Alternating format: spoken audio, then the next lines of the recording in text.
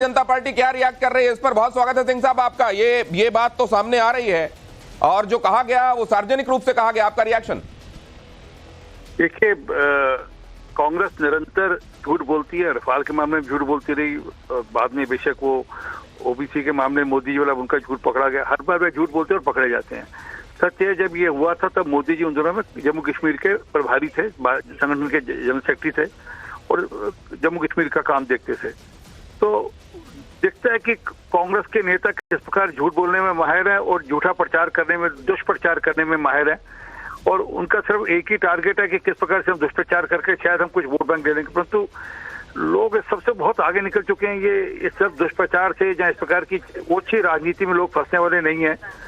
लोग बहुत आगे निकल चुके हैं। लोगों को आज ये दिखता है कि किस प्रकार से 55 करोड़ लोगों को आयुष्मान भारत के अंतर्गत लाभ दिया गया, किस प्रकार से 4.5 करोड़ बहनों को सिर पर छत दी के मकान दिया गया, किस प्रकार से 10 करोड़ से ऊपर लोगों को गैस के कनेक्शन, महिलाओं को गैस के कनेक्शन दिए गए।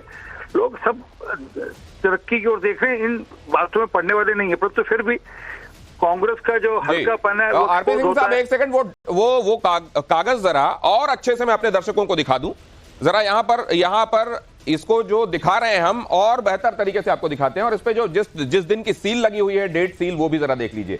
25 जुलाई 1994 की ये बहुत क्लियर कट आपको यहां पर ये दिखाई दे रहा है। ये सील लगी हुई है और ये राज्यपाल समेत किसको किसको भेजा गया है उनकी पूरी सबकी सूची यहां पर आप पूरे नामों की सूची आप देख रहे हैं। ये अगर और जो अभी राकेश आपको दिखा रहे थे वो जो गजट में दिखाई दे रहा है नोटिफिकेशन, वो 1999 में दिखाई दे रहा है। इसको लेकर जो कहा गया था वो आपके सामने, राहुल गांधी ने इसको लेकर जो दावा किया था वो आपके सामने है और ये कागज आपके सामने है। ये कागज कब का है उसकी तारीख आपके सामने है और इस पर कर रहे हैं हम बातचीत। ये कागज आपने बहुत गौर से यहां पर देख लिया। एक बार फिर से चलते हैं राकेश के पास, इससे जुड़ा हुआ एक और पहलू वो आपको दिखा रहे हैं। दिखाइए राकेश अब। बिल्कुल, जो पेपर आप दिखा रहे थे दिनेश जी, देखिए वो पेपर में एक बार फिर से दिखाता हूं। ये तारीख है जब गुजरात सरकार ने मंजूरी दी थी और ये बड़ी स्क्रीन पर भी दिखाई दे रहा है और मेरे हाथ में वो पेपर भी है। ये 25 जुलाई 1994 की ये तारीख है और 25 जुलाई 1994 को गुजरात के जो चीफ मिनिस्टर थे वो छबीला दास भाई थे। और आप ये देखिए कि उस दौरान जो है मंजूरी दी गई थी कि ये जाति जो है ओबीसी में शामिल की गई है।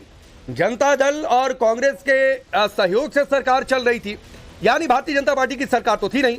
अब जाहिर सी बात है, आगे चूंकि मसला कांग्रेस ने, विपक्षी दलों ने, विपक्षी गठबंधन ने जोर शोर से उठाया है जातिगत जनगणना का और वो कह रहे हैं कि प्रधानमंत्री नरेंद्र मोदी तो नकली ओबीसी है, ओरिजिनल ओबीसी वो है नहीं। तो आखिरकार जब आगे तो उनसे ये सवाल पूछा जाएगा कि भाई जो आपका दावा है 2000 का, वो 2000 का दावा गलत है। 1994 में मंजूरी दी गई थी और जब मंजूरी दी गई थी आप ही लोगों की सरकार थी, आप ही लोग गठबंधन में गुजरात की गवर्नमेंट चला रहे थे। उस दौरान मंजूरी दी गई थी कि ये मोट घाची जाति जो है वो भी ओबीसी में शामिल की जाएगी। तो ये दावा गलत है और फिर से यह सवाल उठेगा कि सिर्फ स्टेटमेंट दे दिए जाते हैं। और कई बार जो बीजेपी की ओर से जो कहा जाता है दिनेश जी की एक पर्ची पकड़ा दी जाती है राहुल गांधी को कि आप इसको बोल दीजिए, वो समझते नहीं है या फिर होमवर्क प्रॉपर तरीके से होता नहीं है। तो ये आने वाले समय में इसका जवाब देना बहुत मुश्किल हो जाएगा।